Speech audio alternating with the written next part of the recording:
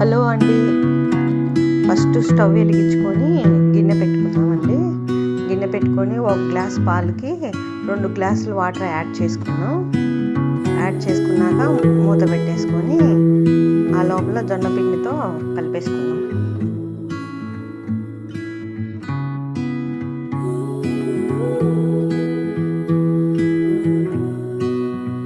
తర్వాత ఒక గిన్నె తీసుకొని ఒక అరగిద్ద జొన్న పిండి వేసుకోవాలండి.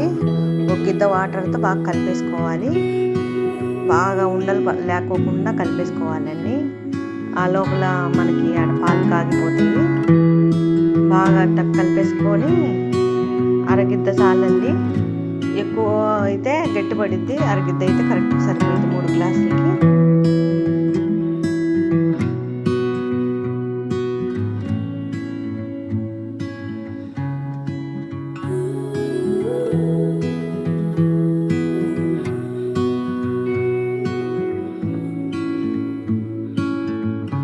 పాలు పొంగొచ్చేసినాయండి. పాలు పొంగొచ్చేసినాయి, కలిపేసేసుకోవాలి. ఒక 2-3 పొంగులు రానిచ్చాలి.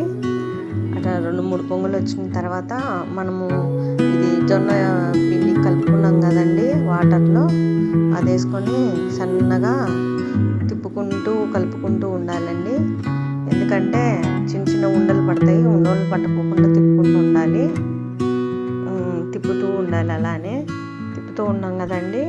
బాగా చిక్కబడిపోయింది. చిక్కబడేటప్పుడే ఒక చిన్న కప్పు నిండుగు బెల్లం వేసానండి నేను. ఎవరు ఎంత స్వీట్ తింటారో, ఎంత స్వీట్ తాగుతారో అంతా వేసుకోవచ్చు. మేము మటుకు లైట్ స్వీట్ వేసుకున్నాను. జావకి లైట్ స్వీట్ అయితేనే మంచిది. అందులో జొన్న పిండితో చేసిన వాళ్ళకి ఆ జావ చాలా మంచిదండి హెల్త్కి. రాగి జావ ఎలానో నేను జీడిపప్పు అంతకుముందే సన్నగా కట్ చేసి పెట్టుకున్నానండి. జీడిపప్పు పొడి వేసుకుంటారు ఎక్కువ శాతము జావలో కలిసిపోవాలని. నేను ఎప్పుడు సన్నగా కట్ చేసుకొని కొంచెం నేతిలో వేపుకొని వేస్తానండి. అలానే సన్నగా కట్ చేసి పెట్టుకున్నాను. ఏపి పక్కన పెట్టుకున్నాను. ఇందాకే జీడిపప్పు వేసేసానండి. తిప్పుతున్నాను. ఆరోగ్యమైన జొన్న జావ రెడీ.